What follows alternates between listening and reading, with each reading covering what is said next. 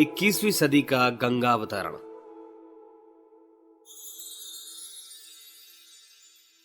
पिछले 300 वर्षों में भौतिक विज्ञान और प्रत्यक्षवादी ज्ञान का असाधारण विकास विस्तार हुआ है।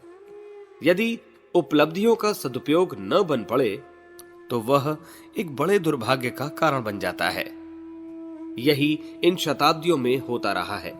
फलस्वरूप हम अभावों वाले पुरातन काल की अपेक्षा कहीं अधिक विपन्न एवं उद्वग्नी परिस्थितियों में रह रहे हैं। वायु प्रदूषण, जल प्रदूषण, घातक विकिरण, बढ़ता तापमान, आणविक और रासायनिक अस्त्र शस्त्र ऐसी परिस्थितियां पैदा कर रहे हैं जिनमें मनुष्य के अस्तित्व की रक्षा कठिन हो जाएगी। ध्रुव पिघलने लगे, समुद्रों में भयंकर बाढ़ आ जाए, हिमयुग लौट पड़े, पृथ्वी के रक्षा कवच ओजोन में बढ़ते जाने वाले छेद पृथ्वी पर घातक ब्रह्मांडीय किरणें बरसाएं और जो कुछ यहां सुंदर दिख रहा है वह सभी जल भुनकर खाक हो जाए। ऐसी परिस्थितियां उत्पन्न करने वाले विज्ञान विकास को किस प्रकार सराहा जाए, भले ही उसने थोड़े सुविधा साधन बढ़ाए हों। इसे विज्ञान विकास से उत्पन्न हुआ उन्माद ही कहना चाहिए, जिसने इसी शताब्दी में 2 विश्व युद्ध खड़े किए और अपार धन जन की हानि की। छिटपुट युद्धों की संख्या तो इसी अवधि में सैकड़ों तक जा पहुंचती है। धरती की समूची खनिज संपदा का दोहन कर लेने की भी योजना है। अंतरिक्ष युद्ध का वह नियोजन चल रहा है जिससे धरती और आसमान पर रहने वाले प्राणियों, वनस्पतियों का कहीं कोई नाम निशान ही न रहे। प्रत्यक्षवादी तत्व दर्शन ने आत्मा, परमात्मा, कर्मफल, नैतिकता, निष्ठा आदि मानवीय आदर्शों की गरिमा को एक कोने में उठाकर रख दिया है। तात्कालिक लाभ ही सब कुछ बन गया है, भले ही उसके लिए कितनी ही प्रवंचना और निष्ठुरता क्यों ना अपनानी पड़े। लगता है वर्तमान की विचारधारा मनुष्य को पशु बताने जा रही है, जिस पर मर्यादाओं और वर्जनाओं का कोई अंकुश नहीं होता। विनोद का प्रमुख माध्यम कामुकता ही बन चला है, जिसने नर नारी के बीच बचे हुए मर्यादाओं के पुल को तो विखंडित किया ही है, यौनाचार की प्रवंचना में भी उलझा दिया है। कारण सामने है। गर्भ निरोधक के प्रयत्न चलते रहने पर भी जनसंख्या इस तेजी से बढ़ रही है कि भावी पीढ़ी के लिए खाद्य, निवास, शिक्षा, चिकित्सा आदि का प्रबंध मुश्किल हो जाएगा और सड़कों पर चलने के लिए गाड़ियां तक बंद करनी पड़ेंगी। इस अभिवृद्धि के रहते विकास के निमित्त बन रही योजनाओं में से एक के भी सफल होने की संभावना नहीं है। भूखे भेड़िए आपस में ही एक दूसरे को चीर फाड़ डालते हैं। बढ़ी हुई जनसंख्या की स्थिति में मनुष्य भी उसी स्तर तक गिर सकता है। सदुपयोग न हो पाने की विडंबना। प्रगति के नाम पर जो पाया गया था, यदि उसका सदुपयोग सत्प्रयोजन के लिए, सर्वजनीन हित साधन के लिए किया गया होता तो आज दुनिया कितनी सुंदर और समुन्नत होती, इसकी कल्पना सहज ही हो सकती है। पर दुर्भाग्य तो देखिए, जिसने समझदार कहलाने वालों को संकीर्ण स्वार्थपरता की जंजीर में कसकर बांध लिया और हाथ लगा उसे दुरुपयोग करने के लिए ही प्रेरित किया। फल सामने है। क्या गरीब, क्या अमीर, सभी साधनों की दृष्टि से असंतुष्ट हैं और कुबेर जैसे वैभववान बनना चाहते हैं। मिल बांट कर खाने की किसी को इच्छा नहीं, एक दूसरे का शोषण दोहन करने के लिए ही आतुर है और निरंतर चिंतित, असंतुष्ट, उद्वग्नी और आकुल व्याकुल बने रहते हैं। ऊपर की चमक देखकर प्रगति का भ्रम तो हो जाता है, पर वस्तुतः मनुष्य अपना शारीरिक, मानसिक, आर्थिक और सामाजिक स्वास्थ्य पूरी तरह गंवा चुका है। मरघट के भूत पलीतों की तरह आशंकाओं और उद्विग्नताओं के बीच डरता डराता जीवन जीता है।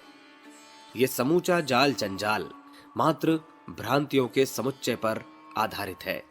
यदि सही विचार करने और सही जीवन जीने की कला समझी और अपनाई गई होती तो आज संसार में सर्वत्र प्रगति, प्रसन्नता और सुख शांति का वातावरण ही बिखरा पड़ा होता। स्नेह, सौजन्य, सद्भाव और सहयोग के वातावरण में यहां हर किसी को उल्लास और आनंद का ही अनुभव होता रहता। इसके विपरीत आज सर्वत्र अनाचार का ही बोलबाला दिखता है। जो शांति और संतोष पूर्वक जी रहे हैं वे अंगुलियों पर गिने जाने जितनी स्वल्प संख्या में ही हैं। कुकृत्य कुविचारों की ही देन है। विक्षोभ भ्रांतियों से ग्रसित होने पर ही सताता है। आज की प्रमुख समस्या है विचार विकृति, आस्था संकट, भ्रांतियों का घटाटोप और कुविचारों का साम्राज्य। इस जड़ को काटे बिना कांटों की तरह बिखरे कष्टों से छुटकारा नहीं मिलेगा। विष वृक्ष को काटे बिना सुख शांति की आशा कैसे की जा सकेगी। आज की सबसे प्रमुख आवश्यकता, इन दिनों सबसे बड़ा और सबसे आवश्यक कार्य यह है कि विचार क्रांति का व्यापक आयोजन किया जाए, अवांछनीयता के विरुद्ध संघर्ष खड़ा किया जाए और मानवीय गरिमा के अनुरूप मर्यादाओं का पालन और वर्जनाओं का अनुशासन अपनाने के लिए हर किसी को बाधित किया जाए। नवयुग के अवतरण का, सतयुग की वापसी का यही एकमात्र उपाय है जिसे संसार के समस्त युगों और क्षेत्रों पर लागू किया जाना चाहिए। यही है धर्म की धारणा और सत्य, प्रेम, न्याय की आराधना। इससे बड़ा कोई पुण्य परमार्थ और दूसरा हो ही नहीं सकता। यही है वह महाभारत जिसके लिए महाकाल ने प्रत्येक प्राणवान को कटिबद्ध होने के लिए पुकारा है। यह मोर्चा जीतते ही उज्जवल भविष्य की संरचना में तनिक भी संदेह रह नहीं जाएगा। 21वीं सदी की ज्ञान गंगा तब अवस्थित रहकर दुर्लभ न रहेगी। हर किसी को उससे लाभान्वित होने का अवसर मिलेगा। हमें व्यापक विचार क्रांति की तैयारी करनी चाहिए। समझदारों के सिर पर चढ़ी हुई नासमझी का उन्माद उतरना चाहिए। इसके लिए लोहे से लोहा काटने की, कांटे से कांटा निकालने की नीति अपनानी पड़ेगी। सद्विचारों का इतना उत्पादन और वितरण करना पड़ेगा कि शोक, संताप कहीं ढूंढे भी न मिले। कार्य बड़ा है, व्यापक है। 600 करोड़ मनुष्यों की ब्रेन वॉशिंग का प्रश्न है। उसमें अवांछनीयता की गर्दन काटने के साथ साथ मानवीय गौरव के अनुरूप उदारता से भरी पूरी विवेकशीलता की स्थापना की जानी चाहिए। एकता और समता की छत्र छाया में आने के लिए हर किसी को आमंत्रित ही नहीं, बाधित भी किया जाना चाहिए। इसके लिए शुभारंभ कैसे और कहां से हो, यह बिल्ली के गले में घंटी बांधने जैसा टेढ़ा प्रश्न है। इसके लिए आत्मदानी, प्रचंड साहस के धनी प्राणवान चाहिए। उन्हें कहां से ढूंढा जाए? कौन उनमें प्राण फूके? कौन उन्हें जुझारू संकल्पों से ओतप्रोत करे? चारों ओर दृष्टि पसारने के उपरांत एक यही उपाय सूझा कि खोज घर से आरंभ करनी चाहिए। दशरथ ने विश्वामित्र की याचना पर अपने ही पुत्र सुपुर्द किए थे। गुरु गोविंद सिंह के 5 पुत्र अग्रगामी बने थे। हरीशचंद्र ने स्वयं ही गुरु की आवश्यकता पूरी की थी। यह परंपरा आज फिर जीवित जागृत किए जाने की आवश्यकता है। अपना उदाहरण प्रस्तुत करके ही दूसरों को आदर्शवादिता अपनाने के लिए प्रोत्साहित किया जा सकता है। प्रयोग का शुभारंभ और विस्तार। इस तथ्य को युग निर्माण मिशन के संस्थापक पूज्य आचार्य जी ने अपनाते हुए नव सृजन का श्री गणेश किया। निजी संपत्ति की एक एक पाई जनता जनार्दन को सौंपते हुए अन्यान्यों को प्रोत्साहित किया कि वे लोभ, मोह और अहंकार के बंधन शिथिल करके जो समय, श्रम, कौशल, मनोयोग बच सके उसे लोक मंगल की युग आवश्यकता विचार क्रांति के लिए यथासंभव नियोजित करें। 15 वर्ष की आयु से लेकर 80 वर्ष की आयु तक उन्होंने यही काम अपनाया है। अपना आदर्श प्रस्तुत करते हुए संपर्क क्षेत्र के हर परिजन को अपेक्षाकृत अधिक उत्कृष्टता अपनाने और आदर्शवादी मार्ग पर चलने के लिए उत्साहित किया है। यह कार्य उन्होंने एक अध्यापक के रूप में किया है। हिंदी की अखंड ज्योति युग निर्माण योजना पत्रिका तथा 7 अन्य भारतीय भाषाओं में छपने वाली पत्रिकाओं द्वारा उन्होंने मात्र वाचन की सामग्री नहीं दी, वरन पाठकों के अंतरालों को इस सीमा तक झकझोरा है कि वे युग समस्याओं से जूझने के लिए अपना योगदान किसी न किसी रूप में प्रस्तुत करे ही। इन दिनों उनके द्वारा संपादित प्रकाशित पत्रिकाओं की संख्या लाखों में है। हर अंक को न्यूनतम 5 व्यक्ति निश्चित रूप से पढ़ते हैं, इसलिए उनसे लाभ उठाने वालों की, मिशन के साथ आत्मीयता स्थापित करने वालों की संख्या बहुत बड़ी हो जाती है। इसी जनशक्ति के माध्यम से विचार क्रांति के शुभारंभ से लेकर 21वीं सदी के गंगा अवतरण तक की विशाल काय योजनाएं बनाई और सक्रिय क्रियान्वयन की स्थिति तक पहुंचाई गई है। 1 से 5, 5 से 25 का अपना विस्तार तंत्र है। 5 लाख स्थायी सदस्यों के 25 लाख पाठक हैं। इनमें से प्रत्येक को अपने 5-5 साथी और तैयार करने का भार सौंपा गया है। इस प्रकार यह प्रयास दूसरी छलांग में ही 1 करोड़ के करीब प्राणवानों एवं सृजन शिल्पियों को समेट लेने की संभावनाओं से भरा पूरा है। यही क्रम बढ़ते बढ़ते संसार भर के 600 करोड़ मनुष्य को अपनी भुजाओं में जकड़ ले तो किसी को भी आश्चर्य नहीं करना चाहिए और न इस अपेक्षा के प्रति अनास्था ही व्यक्त करनी चाहिए। इसका बढ़ता हुआ परिकर यदि युग परिवर्तन का वातावरण बनाकर खड़ा कर दे तो इसमें अनहोनी जैसी कोई बात नहीं। प्रखर प्रेरणा का जीवंत तंत्र। जनमानस के परिष्कार के लिए सशक्त लेखनी और वाणी की आवश्यकता तो है ही, इसके साथ ही ऐसा व्यक्तित्व भी चाहिए जो अपना उदाहरण प्रस्तुत करते हुए अन्यान्यों को युग के अनुरूप अपने विचारों और कार्यों में आवश्यक परिवर्तन के लिए प्रेरित कर सके। यह तीनों ही कार्य मिशन के सूत्र संचालक ने अपने समर्थ जीवन काल में पूरी तरह संपन्न किए हैं। समय, श्रम और मनोयोग का एक कण भी अभीष्ट लक्ष्य के अतिरिक्त और किसी काम में खर्च नहीं किया। प्रत्यक्ष है कि लगभग सभी आश्र ग्रंथों का संस्कृत से हिंदी अनुवाद आचार्य जी ने किया है। 4 वेद, 108 उपनिषद, 6 दर्शन, 24 गीताएं, स्मृतियां, ब्राह्मण आरण्यक आदि ग्रंथों के अध्ययन, अनुवाद करने और उन्हें सर्वसाधारण तक पहुंचाने में अथक एवं सफल परिश्रम किया है। लगभग 1500 पुस्तकें ऐसी लिखी हैं जो व्यवहारिक जीवन में अध्यात्म सिद्धांतों के समावेश का सरल एवं अनुभव भरा मार्गदर्शन करती हैं।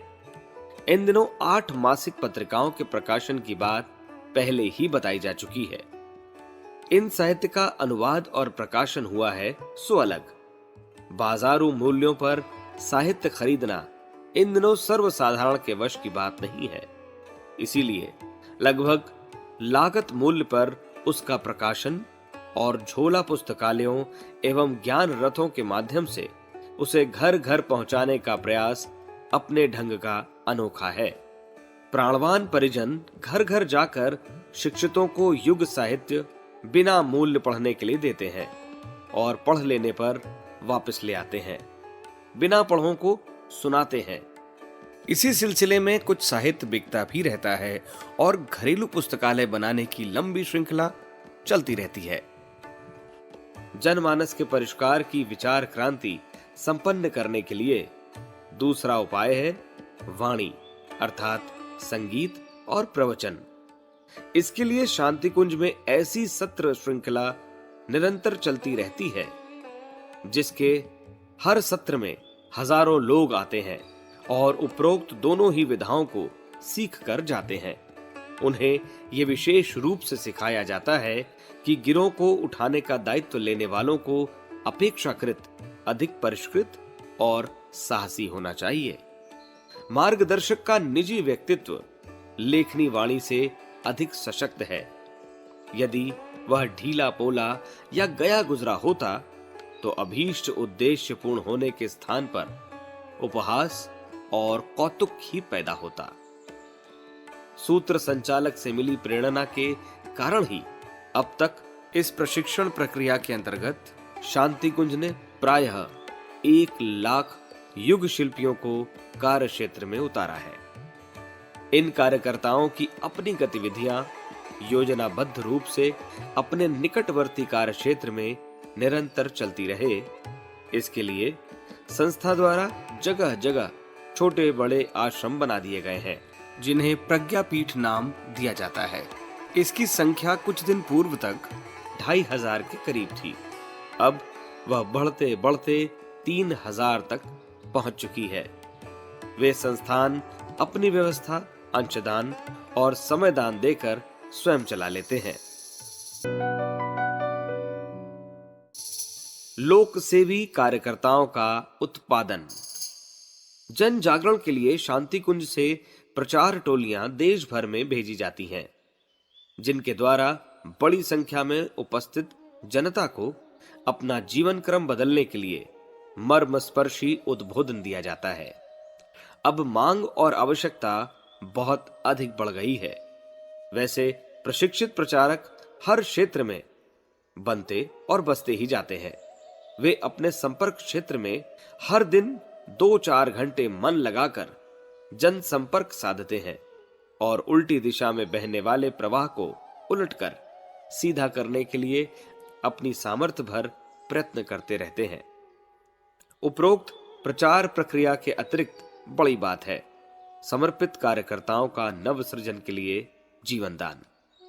यह नियोजन अति कठिन है क्योंकि आमतौर से हर व्यक्ति निजी स्वार्थ साधन से इतना उलझा है कि उसे युग क्रांति जैसे परमार्थ प्रयोजनों में न तो रुचि है और न अवकाश।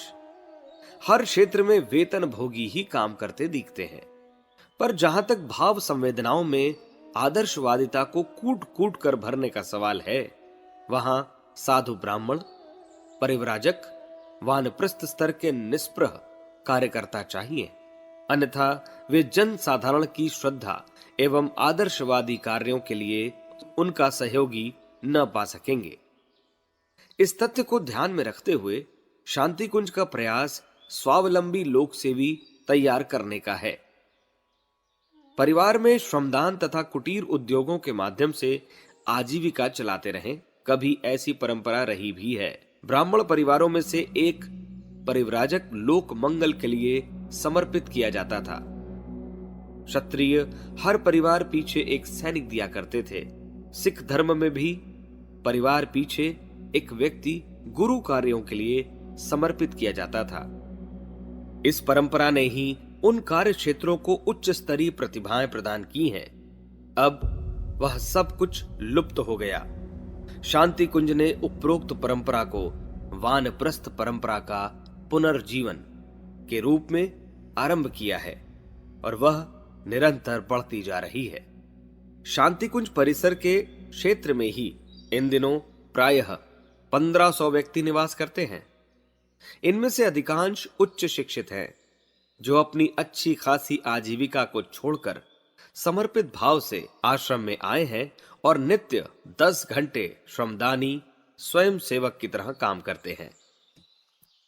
आश्रम में न कोई सफाई कर्मचारी है, न धोबी, न नाई, न पहरेदार। इस प्रकार की आवश्यकताएं कार्यकर्ता ही मिलजुल कर पूरी कर लेते हैं। जिनके पास निज की आर्थिक व्यवस्था है, वे उससे गुजारा करते हैं। जिनके पास वह नहीं है, वे आश्रम से ब्राह्मणोचित आजीविका लेकर मितव्ययिता भरा जीवन आत्मिक उल्लास पूर्वक जीते हैं। आध्यात्मिक साम्यवाद का यह व्यवहारिक उपयोग देखते ही बनता है।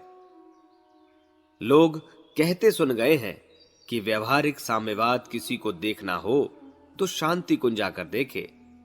यहां जाति वंश सब एक समान, नर और नारी एक समान का उद्घोष पूरी तरह चरितार्थ होते देखा जा सकता है।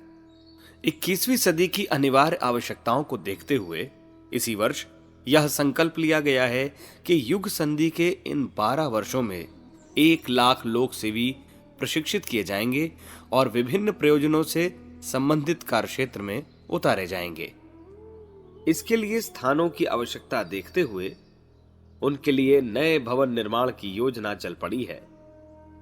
आशा की गई है यही आश्रम कुछ ही समय में प्रायः दूना कलेवर विस्तृत कर लेगा। शांति कुंज की अर्थव्यवस्था परिजनों के स्वेच्छा सहयोग से चलती है। मिशन के साथ अविच्छिन्न रूप से जुड़े हुए परिजन बिना मांगे स्वेच्छा श्रद्धा से जो सहयोग भेज देते हैं, उसी से मितव्ययिता पूर्वक निर्वाह हो जाता है। इन स्वेच्छा सहयोगियों में अधिकांश ऐसे हैं जो 10 पैसा नित्य जितनी सहायता ही प्रस्तुत कर पाते हैं। विनोबा का मत था कि किसी संस्था को तभी तक जीवित रहना चाहिए जब तक कि उसकी उपयोगिता अनुभव करने वाले उसे अंतः प्रेरणा से सींचते रहें। इसी आदर्श का निर्वाह करते हुए शांति कुंज ने अब तक का अभिनव कार्य चलाया है। भविष्य की बड़ी योजनाएं भी इसी आधार पर पूरी होती रहेंगी। विज्ञान और अध्यात्म का समन्वय। शांति कुंज की गतिविधियों में एक बड़ा काम है अध्यात्म का विज्ञान के आधार पर नए सिरे से प्रतिपादन। अब तक शास्त्र उल्लेख और आप्त वचन ही अध्यात्म सिद्धांतों का प्रतिपादन करते थे, पर अब बुद्धिवाद को प्रमुखता मिलने लगने से तर्क, तथ्य, प्रमाण, उदाहरण आदि की अपेक्षा की जाने लगी है। शांति कुंज का ब्रह्म वर्चस्व आश्रम इसीलिए विनिर्मित हुआ है। उसकी प्रयोगशाला में आधुनिकतम यंत्रों एवं अति महत्वपूर्ण पुस्तकों का ऐसा संचय किया गया है कि उसके माध्यम से चलने वाली शोध नई पीढ़ी की दृष्टि में आदर्शवादी तत्व दर्शन को प्रामाणिक सिद्ध कर सके। ब्रह्म वर्चस्व शोध संस्थान के अंतर्गत जड़ी बूटी विज्ञान की शोध का एक ऐसा विभाग आरंभ किया गया है जिसे आयुर्वेद का जीर्णोद्धार भी कह सकते हैं। इन शोध कार्यों में उन विषयों के विशेषज्ञ और पोस्ट ग्रेजुएट स्तर के कितने ही कार्यकर्ता संलग्न रहते हैं। इस प्रयोगशाला में एक विभाग और जोड़ा गया है ताकि मनुष्य की शारीरिक और मानसिक जीवनी शक्ति आंकी जा सके और उसका उपयोग उच्च स्तरीय प्रयोजनों में करने का मार्गदर्शन किया जा सके। घर घर अलख जगाने की प्रक्रिया दीप यज्ञों के माध्यम से। मिशन का कार्य क्षेत्र असीम है। उसके लिए देश देशांतरों में नगर, कस्बों, गांवों, मोहल्लों, घरों में जाना पड़ेगा और संपर्क साधने के लिए जन साधारण को छोटे बड़े सम्मेलनों के रूप में एकत्रित करते रहने की आवश्यकता पड़ती रहेगी। साथ ही यह भी ध्यान रखना पड़ेगा कि वे भावनाशील, श्रद्धालु प्रकृति के उदार चेता मानस के हों।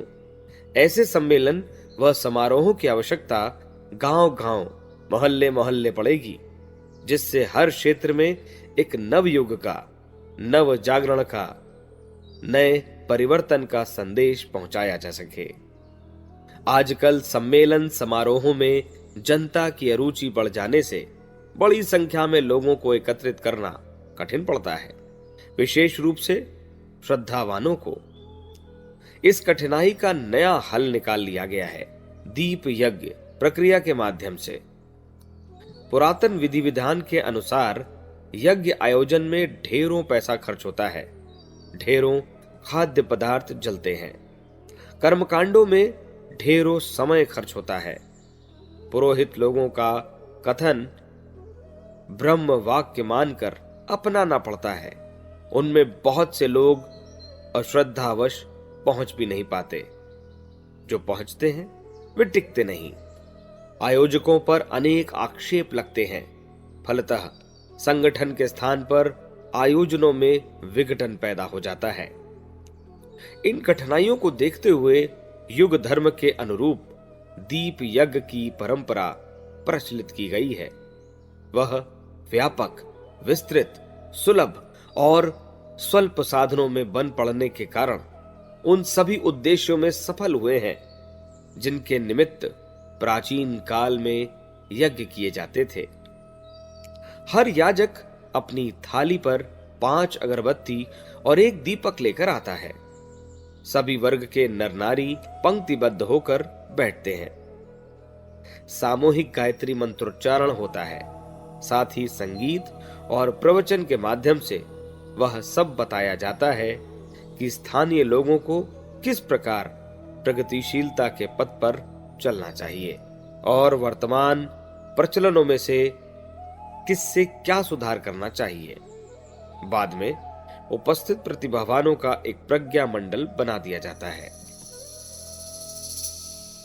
प्रातःकाल यज्ञ, दोपहर में विचार गोष्ठी करने की और सायं सभा सम्मेलन होने की विधा ने जन जागृति के क्षेत्र में असाधारण कार्य किया है और सर्वोत्मुखी प्रगति का उत्साहवर्धक वातावरण तैयार किया है। अगले दिनों इसी प्रक्रिया को अपनाकर हर गांव नगर में पहुंचने और हर व्यक्ति से संपर्क साधने का निश्चय किया गया है। हर वर्ष इस प्रकार के आयोजन समारोह कार्यकर्ताओं के माध्यम से हजारों की संख्या में संपन्न हो जाते हैं।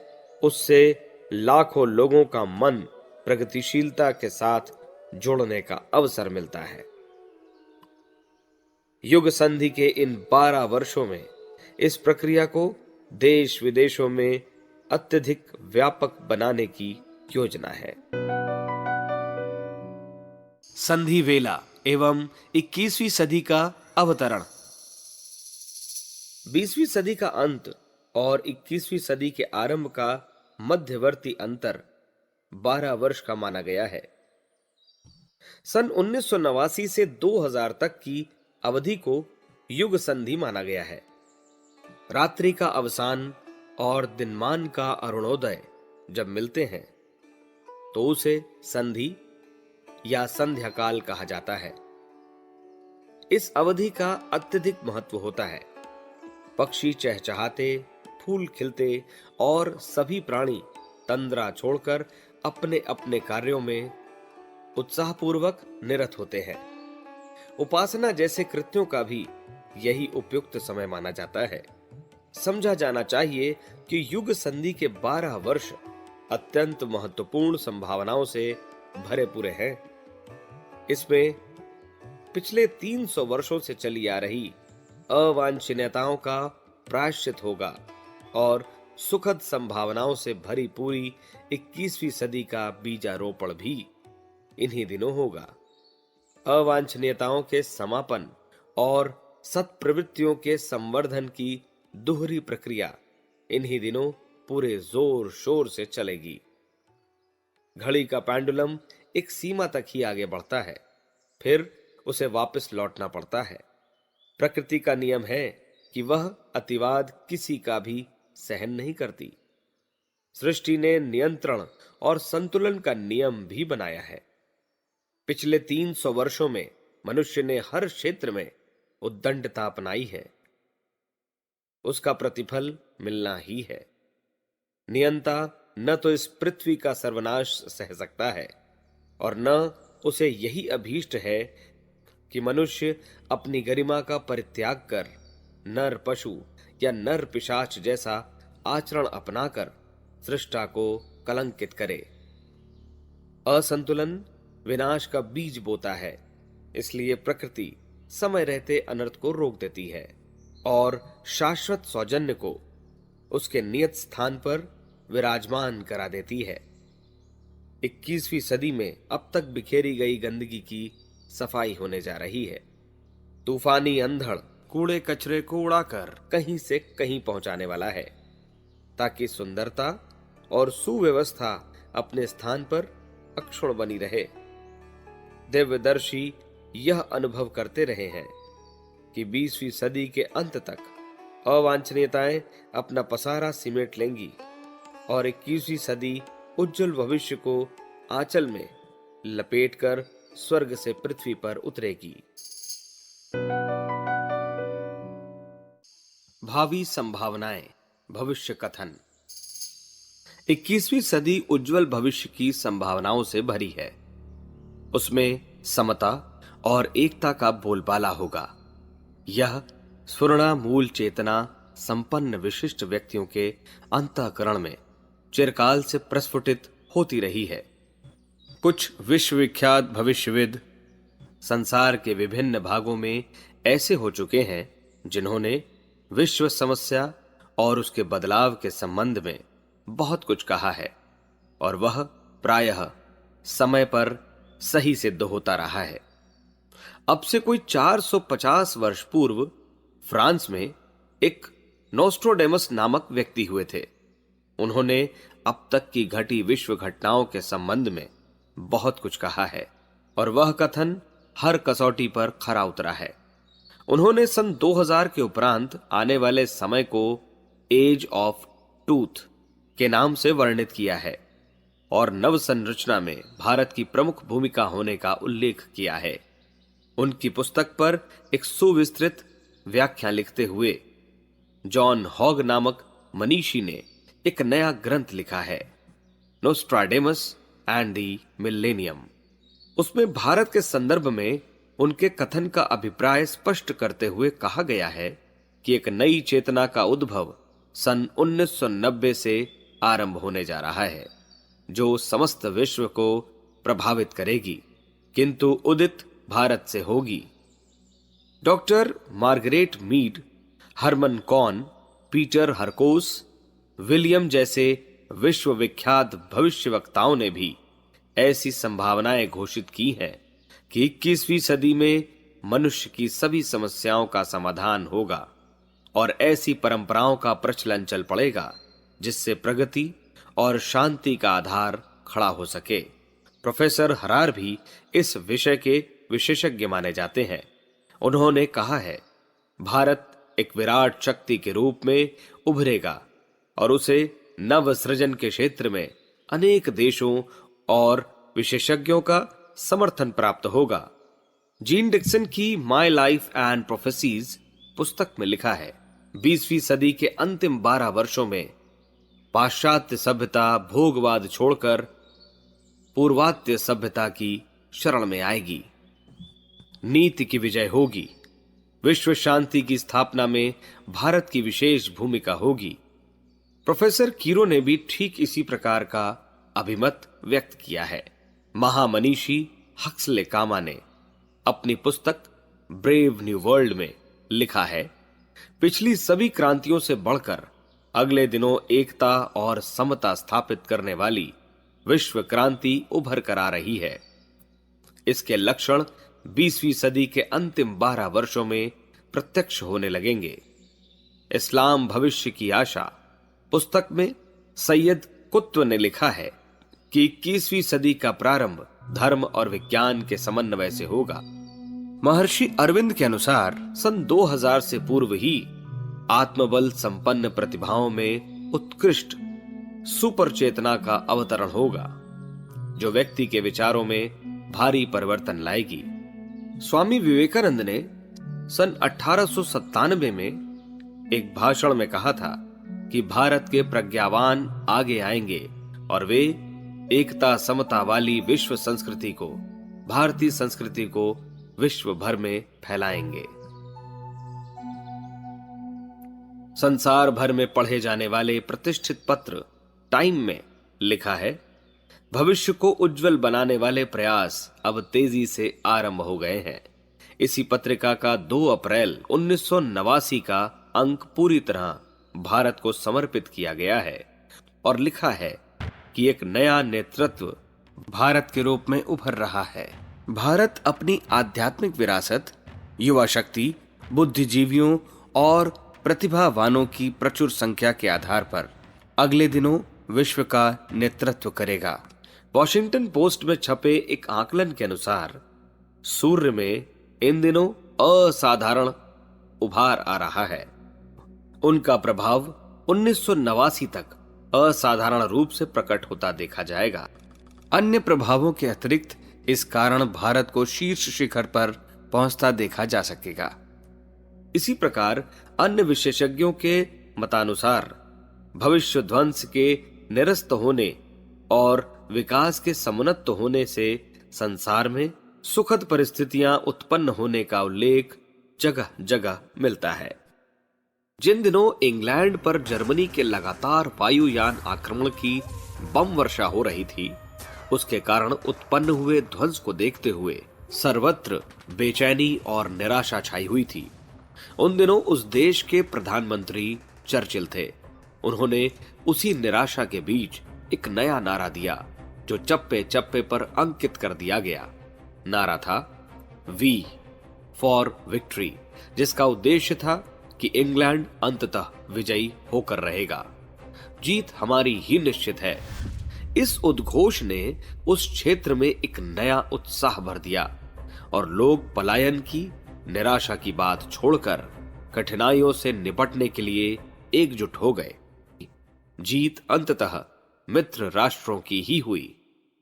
पिछले 300 वर्ष में हुए शक्ति के असाधारण दुरुपयोग को देखते हुए इन दिनों भी जन जन में भावी संभावनाओं के प्रति आशंका और दुखद समस्याओं की कल्पनाएं जड़ जमाती जा रही हैं। मनोबल टूटने का दुष्परिणाम सर्वविदित है। स्थिति को देखते हुए इन दिनों सृजनात्मक नया उत्साह उत्पन्न करने और सृजन के लिए जुट पड़ने का वातावरण बनाने की नितांत आवश्यकता है। इस दृष्टि से भी 21वीं सदी उज्जवल भविष्य के उद्घोष को अधिकाधिक बढ़ाने की आवश्यकता है। इसी प्रयोजन की पूर्ति के लिए शांति कुंज द्वारा जो वातावरण बनाया जा रहा है, उसकी महत्ता समझी जानी चाहिए। विश्वास पूर्वक ऐसे प्रयत्नों को अपनाना चाहिए जो पिछले दिनों के बिगाड़ की क्षतिपूर्ति अगले ही दिनों कर सकने में समर्थ हो सके। 21वीं सदी की आध्यात्मिक गंगोत्री। शांति कुंज में युग संधि महापुरुष चरण आरंभ करने का संकेत उतरा है। यह 12 वर्ष तक चलेगा। एक मत के अनुसार 12 वर्ष का एक युग भी होता है। सूक्ष्म जगत में हर 12 वर्ष में कुछ महत्वपूर्ण परिवर्तन भी होते हैं। कितनी ही तप साधनाओं का विधान भी ऐसा है जो 12 वर्ष में पूरा होता है। युग संधि भी 12 वर्ष की ही है। इसमें शांति कुंज द्वारा एक व्यापक धर्मानुष्ठान भी चल पड़ा है और कितने ही सृजनात्मक सुधारात्मक प्रयोजनों का शुभारंभ परिपूर्ण शक्ति का नियोजन करते हुए किया गया है। 9 दिन के और 1 महीने के सत्र इस भूमि में सुनियोजित रूप से चल पड़े हैं, जिनमें साधनात्मक तपश्चर्या का भी समावेश है और प्रतिभा परिष्कार का प्रशिक्षण तथा प्रेरणा प्रवाह का अनुपम समन्वय भी। हर महीने 1 मास के सत्र चलते हैं। जिनके पास अवकाश कम है वे 9 दिन में ही इस प्रक्रिया को पूरी कर लेते हैं। यह दोनों ही सत्र साधना प्रधान है। इनमें शिक्षण की ऐसी व्यवस्था है जो व्यक्तित्व को निखारने और प्रतिभा को परिष्कृत करने में काम आ सके। साधना 12 वर्ष की है, इसलिए लोग सत्रों में इनका शुभारंभ करने के उपरांत अपने अपने यहां साप्ताहिक सत्संगों के रूप में सामूहिक उपासना का क्रम चलाते हैं। उनमें अधिक से अधिक लोगों को आमंत्रित और सम्मिलित करने का प्रयत्न किया जाता है। इस प्रकार यह उपक्रम अधिकाधिक विस्तृत होता जाता है। लाखों लोक सेवी इस क्रम में अगले दिनों सक्रिय दिखाई देंगे।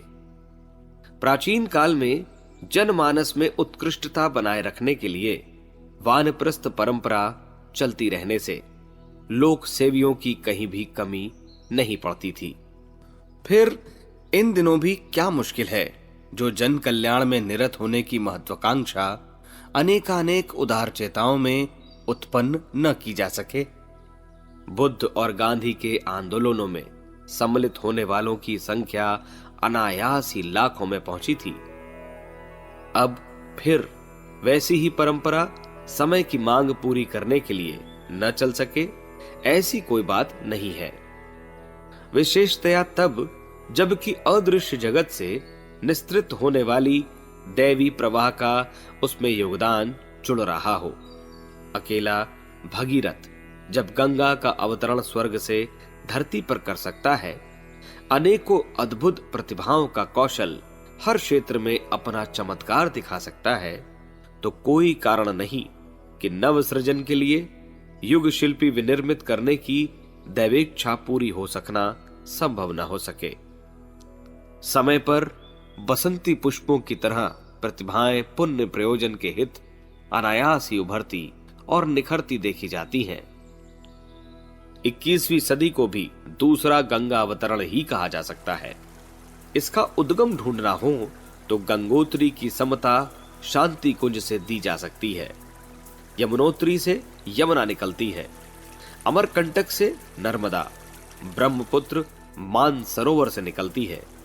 बाद में उनका विस्तार और प्रवाह क्रमशः बढ़ता ही चला गया है।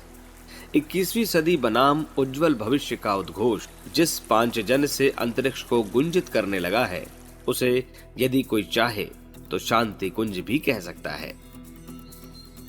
गंगा की गोद, हिमालय की छाया, सप्तऋषियों की तपस्थली के अतिरिक्त इस भूमि को दिव्य साधनाओं और यज्ञ कृत्यों से पवित्र एवं सशक्त बनाया गया है। दिव्य संरक्षण एवं दिव्य वातावरण की भी यहाँ कमी नहीं है।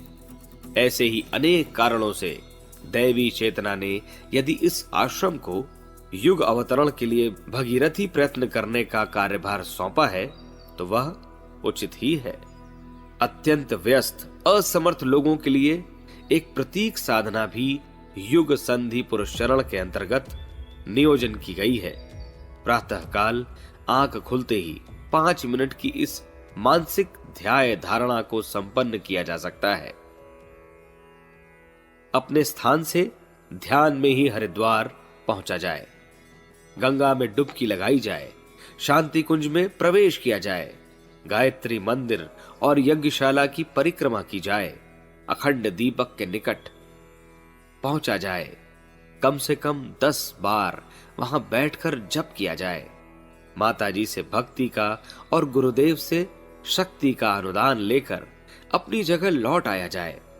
इस प्रक्रिया में प्रायः 5 मिनट लगते हैं एवं महापुरुष चरण की छोटी भागीदारी इतने से ही निभ जाती है। जिसके पास समय है वे गायत्री का जप और सूर्य का ध्यान सुविधानुरूप अधिक समय तक करे। यह क्रम सन 2000 के अंत तक चलेगा। इस महापुरुष चरण की पूर्णाहुति 21वीं सदी के आरंभ में सन 2001 में होगी। आशा की गई है कि उसमें 1 करोड़ साधक भाग लेंगे। अधिक व्यक्तियों का एक निष्ठ एक लक्ष्य प्राप्ति हेतु जब एकत्रीकरण होता है तो एक प्रचंड शक्ति उत्पन्न होती है। इस पूर्णाहुति का प्रतिफल भी असाधारण एवं चमत्कृतियां पूर्ण होना चाहिए। नवसृजन की अनेक धाराएं उसमें से फूट पड़नी चाहिए और अनेक क्रियाकलाप समुचित सामर्थ्य के साथ उभरने चाहिए। इस पूर्णाहुति के सदपरिणाम सन 1958 में गायत्री तपोभूमि मथुरा के तत्वाधान में एक सहस्त्र कुंडी गायत्री महायज्ञ संपन्न हुआ था, जिसमें 4 लाख साधक आए थे। दर्शक तो कुल 15 लाख थे। इन साधकों को सम्मिलित करके प्रायः 6000 शाखा संगठन बनाए गए थे और भारत की देव संस्कृति को नवजीवन प्रदान करने का सभी के द्वारा संकल्प लिया गया था। विगत 30 वर्षों में अब तक जो भी महत्वपूर्ण नवसृजन कार्य संपन्न हुए हैं, वे उसी के सत्परिणाम हैं। सन 2001 में जो 1 करोड़ साधकों द्वारा व्रतशील पूर्णाहुति होने जा रही है, उसका धक्का पूरे 100 वर्ष तक अपनी शक्ति का परिचय देता रहेगा और युग परिवर्तन की प्रतिक्रिया को काल्पनिक नहीं, सर्वथा सार्थक बनाकर रहेगा। इस आयोजन में उपस्थित जनों में से प्रत्येक को नव निर्माण के लिए वह काम सौंपे जाएंगे जिन्हें वे अपनी योग्यता और परिस्थिति के अनुरूप करते रह सकें। इसी अवधि में 1 लाख लोक सेवी विनिर्मित प्रशिक्षित कर लेने की बात कठिन एवं असंभव जैसी लगती तो है, पर यदि उसके लिए तूफानी आंदोलन खड़ा किया जा सके और प्रचलन का वैसा ही प्रवाह उगाया जा सके, तो एक को देखकर दूसरा व्यक्ति बुरा ही नहीं, अच्छी परंपराएं भी अपना सकता है। संसार में कोई भी ऐसा आदमी नहीं जो यदि सच्चे मन से चाहे तो गुजारे के पश्चात जन कल्याण का कुछ न कुछ काम न करता रह सके। बिहार प्रांत के हजारी किसान ने आम के उद्यान लगाए जाने की उपयोगिता समझी और उस कार्य में परिपूर्ण लगन के साथ जुट पड़ा। फलतः उसने अपने जीवन काल में उस क्षेत्र में गांव-गांव घूमकर 1000 आम्र उद्यान लगवाए।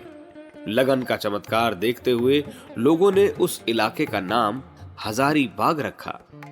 1000 बागों वाला हजारी बाग।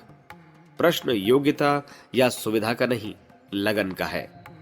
यदि वह सच्चे मन से लगी हो तो शीरी का प्रेमी फरहाद अकेले पुरुषार्थ से भी 32 मील लंबी नहर पहाड़ों से होकर खोद लाने की चुनौती पूरी कर सकता है।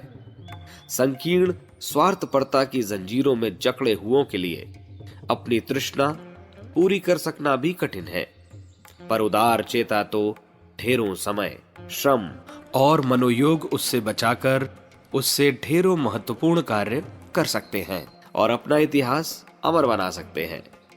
विश्वास है कि ऐसा ही वातावरण 21वीं सदी आने से पूर्व बना लिया जाएगा। शिक्षण सत्र व्यवस्था। प्रतिभा परिष्कार और नव सृजन का राजमार्ग तैयार करने में शांति कुंज अपने ढंग की अनोखी भूमिका संपन्न कर रहा है, जिसमें युग शिल्पियों का उत्पादन और अभिवर्धन प्रमुख है। कम समय में कम साधनों से अधिक लोगों को प्रशिक्षित करने के लिए थोड़े थोड़े समय के प्रशिक्षण सत्र रखने पड़ते हैं। विशेष योग्यता प्राप्त करने के लिए 1 महीने के और व्यस्त परिस्थितियों वालों के लिए 9-9 दिन के शिक्षण सत्र रखे गए हैं। हर महीने 1 से 9, 11 से 19 और 21 से 29 तक यह सत्र संपन्न होते रहते हैं। इनमें सम्मिलित होने के इच्छुक अपना पूरा परिचय भेजकर इच्छित सत्र में सम्मिलित होने की स्वीकृति प्राप्त कर सकते हैं। स्थान भर गया हो तो अगले किसी निकटवर्ती सत्र की स्वीकृति मिल जाती है। शिक्षित, समर्थ, उत्साही और अनुशासन प्रिय वयस्क पुरुषों की ही भांति उन सुयोग महिलाओं को भी सम्मिलित होने की सुविधा है जिनकी गोदी में 5 वर्ष से कम आयु के बच्चे नहीं हैं। बहुत छोटे बच्चे शिक्षण व्यवस्था में गड़बड़ी उत्पन्न करते हैं। माताओं का ही नहीं, दूसरे शिक्षार्थियों का भी ध्यान बंटता है। महिलाओं पर बालकों संबंधी प्रतिबंध इसीलिए रखे गए हैं। अपने समय का महान आंदोलन, नारी जागरण।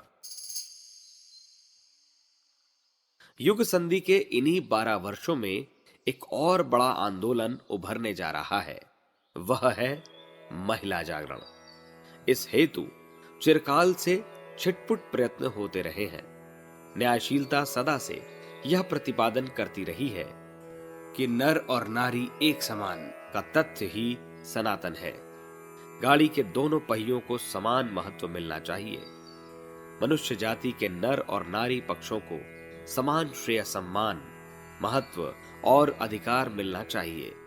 इस प्रतिपादन के बावजूद बलिष्ठता के अहंकार ने पुरुष द्वारा नारी को पालतू पशु जैसी मान्यता दिलाई और उसके शोषण में किसी प्रकार की कमी न रखी।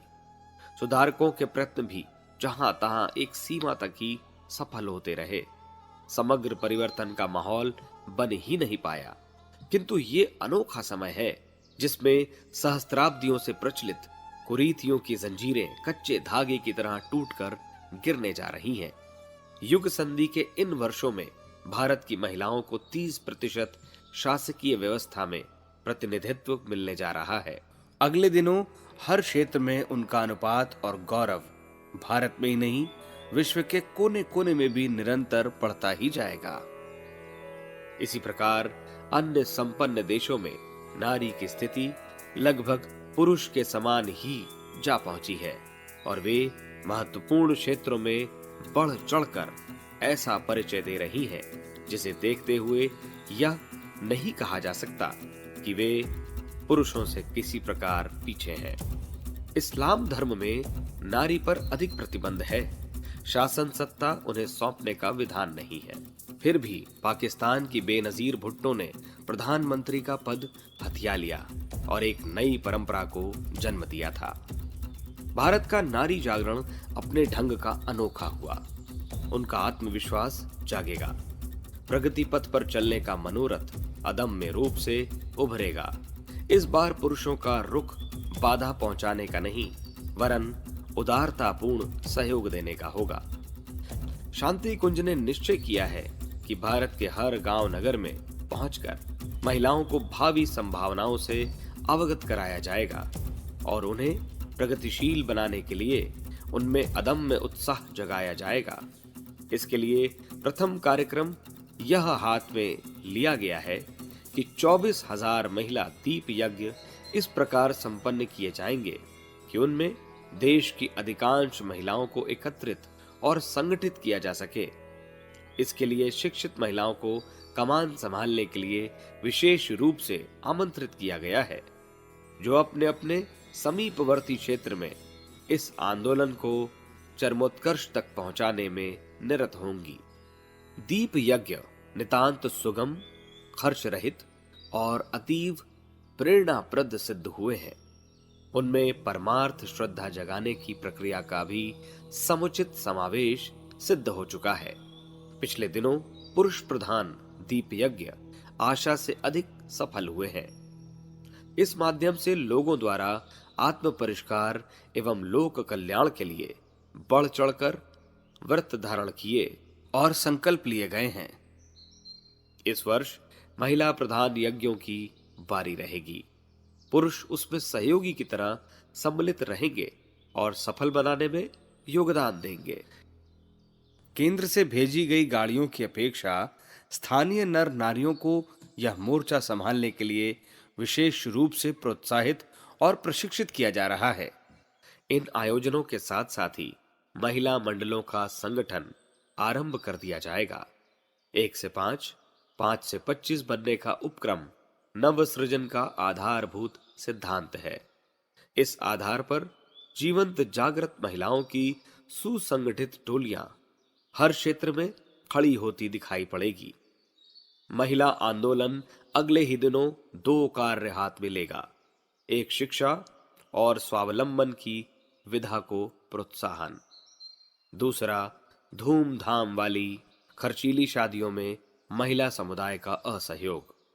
परंपरावाद के नाम पर प्रतिगामिताओं ने मूढ़ मान्यताओं, अंध परंपराओं, कुरीतियों, कुंठाओं ने नारी समाज को बुरी तरह अपने चंगुल में जकड़ा है।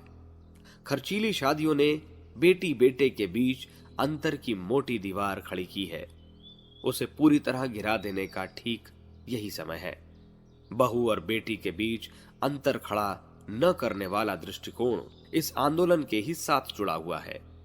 जब उन्हें भावी पीढ़ी का नेतृत्व करना है तो आवश्यक है कि उन्हें शिक्षित, सुयोग्य, दक्ष एवं प्रगतिशील भी बनाया जाए। 24,000 यज्ञों के साथ जहां महिला संगठन का प्रयोजन प्रत्यक्ष है, वहां यह भी उत्साह भरना आवश्यक है कि उन्हें हर दृष्टि से सुयोग्य बनाने में कुछ कमी न छोड़ी जाए।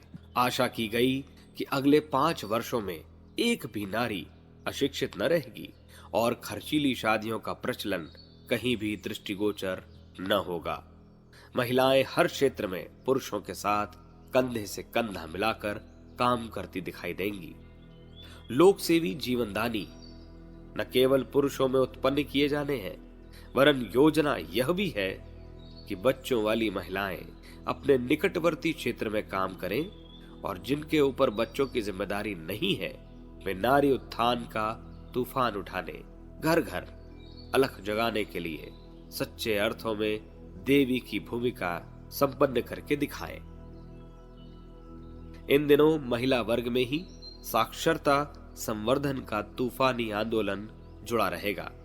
साक्षर होते ही उन्हें ऐसा साहित्य दिया जाएगा जो उन्हें नवयुग के अनुरूप चेतना प्रदान करने में समर्थ होगा। पुरुषों में प्रतिभा संवर्धन आंदोलन चलाने के अतिरिक्त नारी जागरण का आलोक वितरण करने वाला साहित्य भी आवश्यक है। शांति कुंज ने उसे देश की सब भाषाओं में उपलब्ध कराने का निश्चय किया है। विचार क्रांति, जनमानस का परिष्कार। छोटा मकान बनाने में कितने साधन जुटाने पड़ते हैं और कितना ध्यान देना पड़ता है, उसे सभी भुक्तभोगी भली प्रकार जानते हैं। फिर जहां खंडहर स्तर की दुनिया को नवयुग के भव्य भवन में विकसित करना है, वहां कितने अधिक कौशल की, कितने साधनों की, कितनी प्रतिभाओं की आवश्यकता पड़ेगी, इसका अनुमान लगाना किसी के लिए भी कठिन नहीं होना चाहिए। सुधार और सृजन के दो मोर्चे पर दुधारी तलवार से लड़ा जाने वाला यह पुरुषार्थ कितना व्यापक और कितना बड़ा होगा, इसका अनुमान लगाने पर प्रतीत होगा कि यह प्राचीन काल के समुद्र सेतु बंधन, लंका दहन, संजीवनी बूटी वाला पर्वत उखाड़ कर लाने जैसा कठिन होना चाहिए। इसे गोवर्धन उठाए जाने की उपमा दी जा सकती है और अगस्त्य द्वारा समुद्र को पी जाने जैसा अद्भुत भी कहा जा सकता है। अवतारों द्वारा समय समय पर प्रस्तुत किए जाते रहे परिवर्तनों के समकक्ष भी इसे कहा जा सकता है। पूर्व काल में संसार भर की आबादी बहुत कम थी। अब से 2000 वर्ष पूर्व संसार में प्रायः 30 करोड़ व्यक्ति रहते थे। उनमें से एक छोटी संख्या ही उद्दंडों की पनपी थी और तोड़ फोड़ में लगी थी।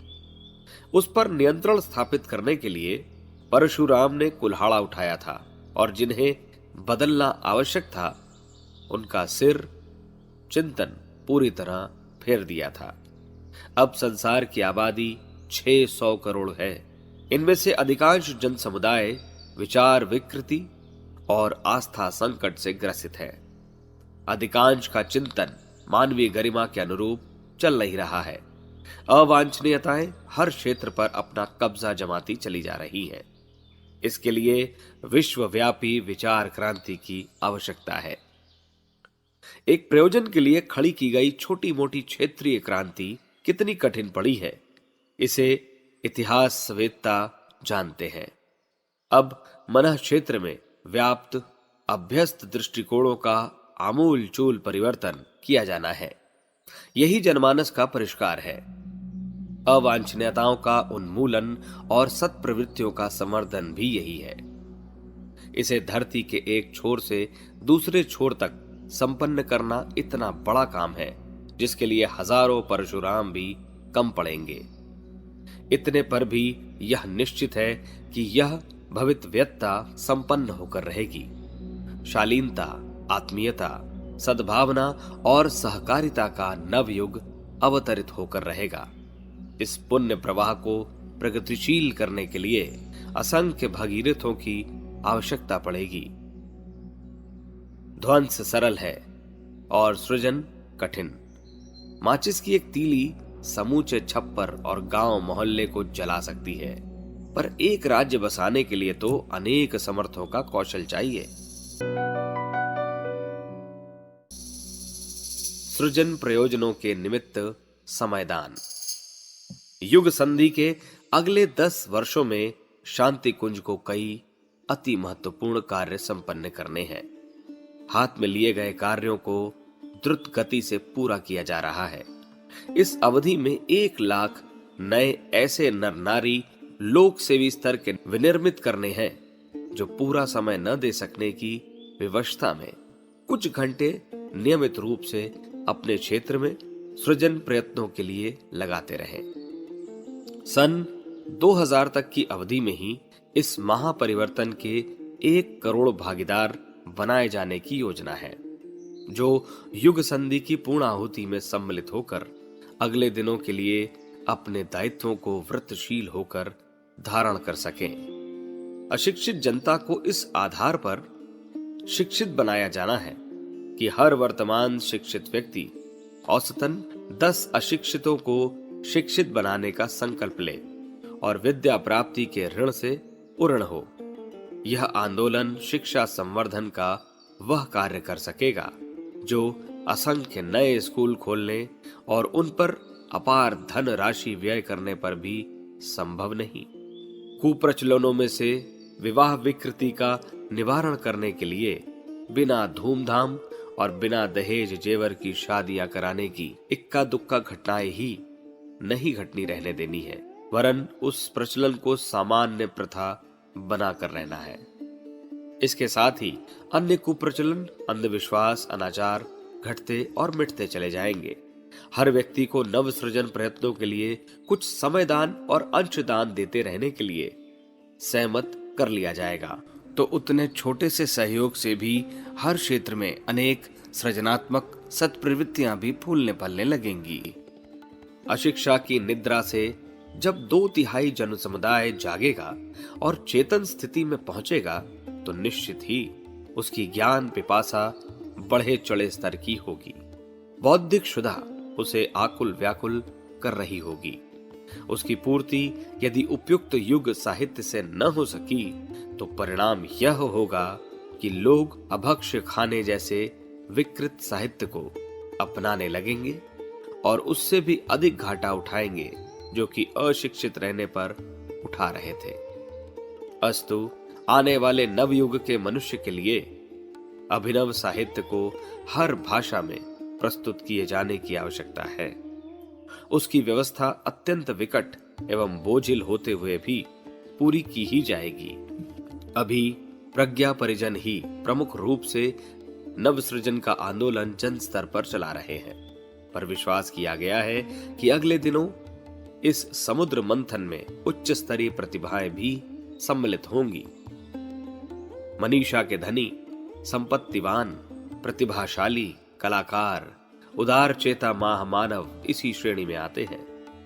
आज वे जिस संकीर्ण स्वार्थ साधना में लगे हैं, उससे 10 कदम आगे बढ़कर उन कार्यों को हाथ में लेंगे जिन्हें करने के लिए समय की मांग उन्हें प्रेरित और बाधित करेगी।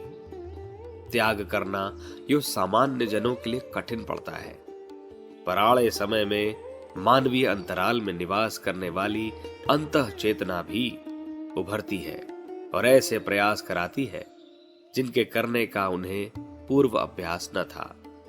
बुद्ध काल में लाखों परिव्राजकों और गांधी काल में लाखों सत्याग्रहियों का अनायास ही उभर पड़ना यह बताता है कि समय की मांग को गूंगे बहरे भले ही न सुने, पर चेतन एवं सही सलामत व्यक्ति युग धर्म के परिपालन से इनकार कैसे कर सकते हैं। ऐसे प्राणवानों को झकझोरने और नींद से विरत होकर तन कर खड़े हो जाने की स्थिति उत्पन्न करने में शांति कुंज का तंत्र अभी से पूरी तैयारी कर रहा है। 21वीं सदी में उनकी कहीं कोई कमी न रहेगी। उनका उभार तो युग संधि वेला में ही दिखने लगेगा। हिमालय से अधिकांश नदियां निकलती हैं। तुलना करने पर शांति कुंज को भी ऐसा ही कुछ करते देखा जाएगा, जिसमें कि असंख्यों को दिशा प्रेरणा के स्रोत उपलब्ध हों। इस जनरेटर की ऊर्जा से विद्युत उपकरणों को गतिशील होने की शक्ति मिल सके। दैवी सत्ता का सूत्र संचालन। विश्वास किया जाना चाहिए कि ऐसे बड़े काम महाकाल के तत्वावधान में उसकी ही विनिर्मित योजना के अनुसार संपन्न होने हैं।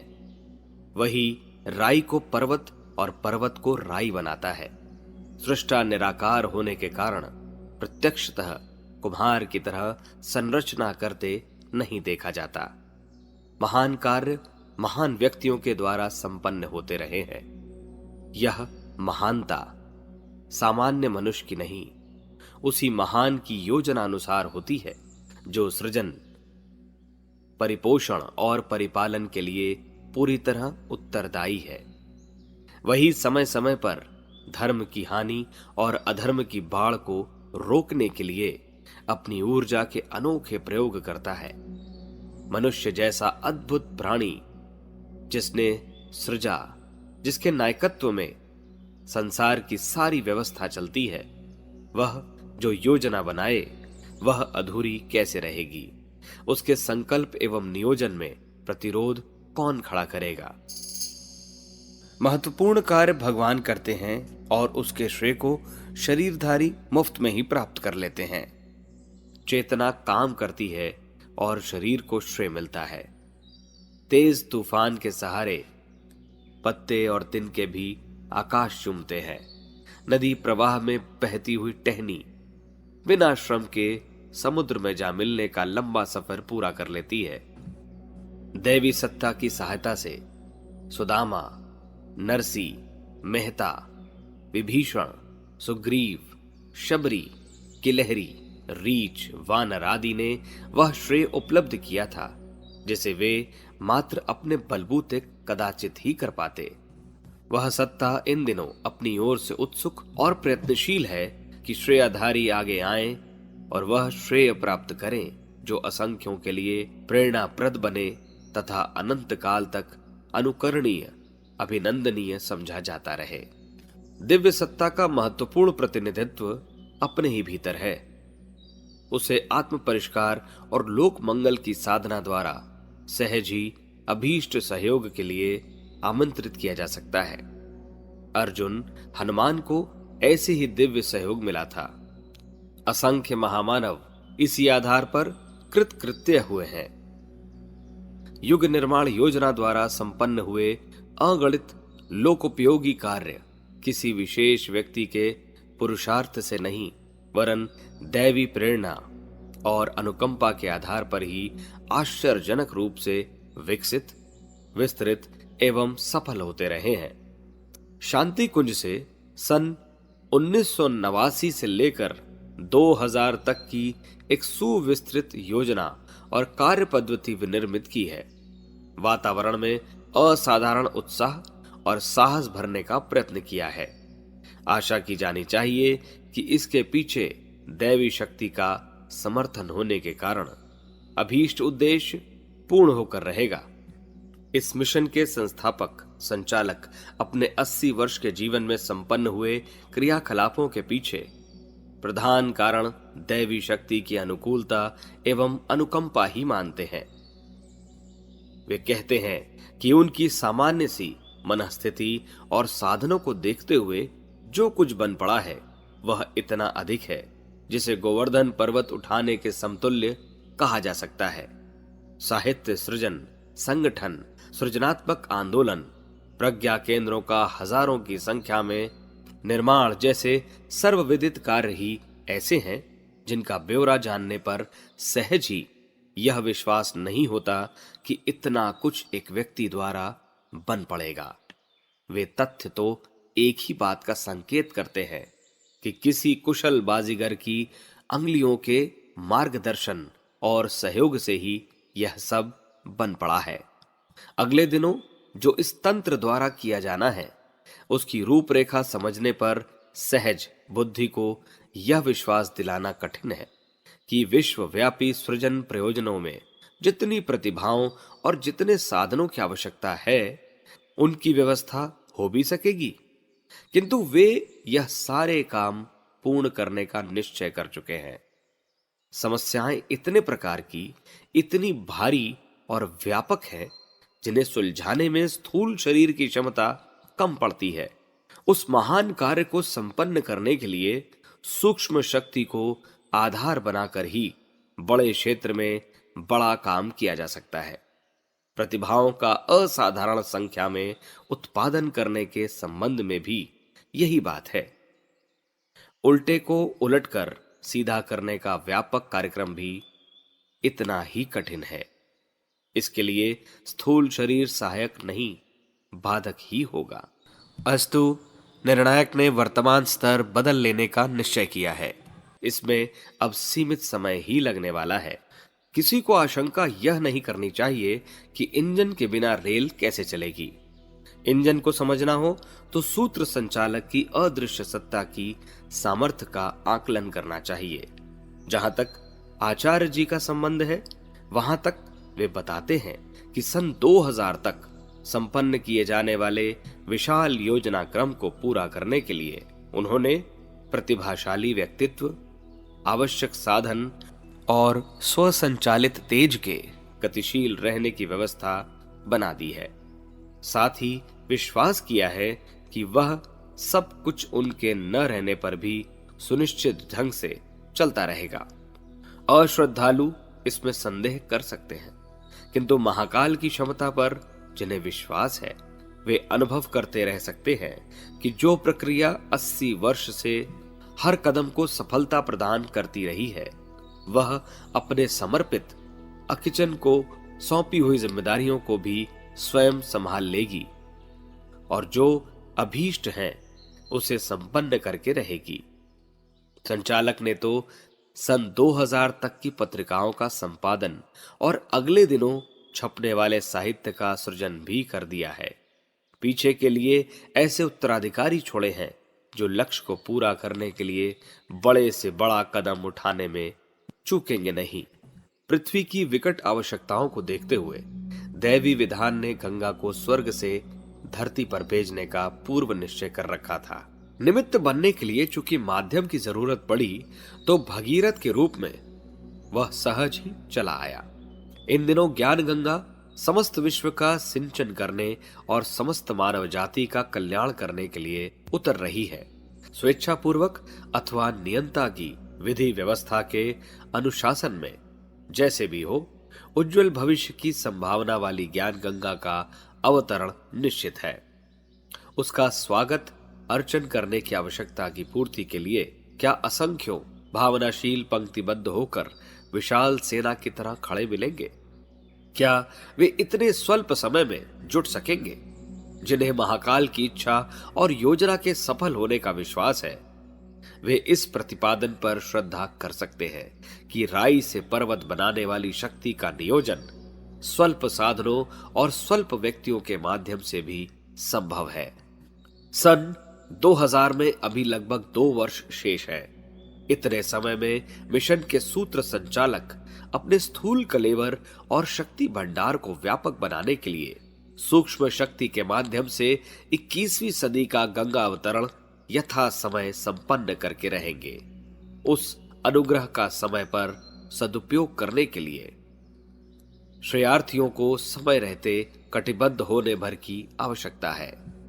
युग देवता ने हर प्राणवान को इन दिनों लिप्सा और कुत्साओं के बंधन ढीले करके नव सृजन के दैवी प्रयास में भागीदारी के लिए पुकारा है। वे सफल तो हर हालत में होने वाले हैं। प्रश्न उस सुयोग सौभाग्य का है जिसे समय पर जागने वाले, आवश्यक साहस दिखाने वाले ही उपलब्ध किया करते हैं। 21वीं सदी अपने ढंग की समग्र क्रांति साथ लेकर दौड़ी आ रही है। उसमें संसार का आनंद और उल्लास से भरा नव सृजन होने वाला है। अवांछनीयताओं का दुर्ग ढहने ही वाला है।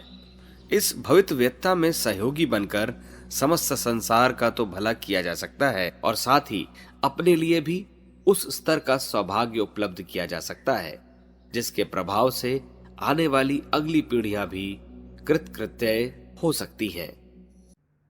प्रस्तुत है शांति कुंज वीडियो ऐप, उपलब्ध है गूगल प्ले स्टोर पर। अभी डाउनलोड करें। हमारे YouTube चैनल शांति कुंज वीडियो गायत्री परिवार को सब्सक्राइब करें एवं बेल आइकन जरूर दबाएं ताकि गायत्री परिवार की विभिन्न गतिविधियों की जानकारी आपको मिलती रहे।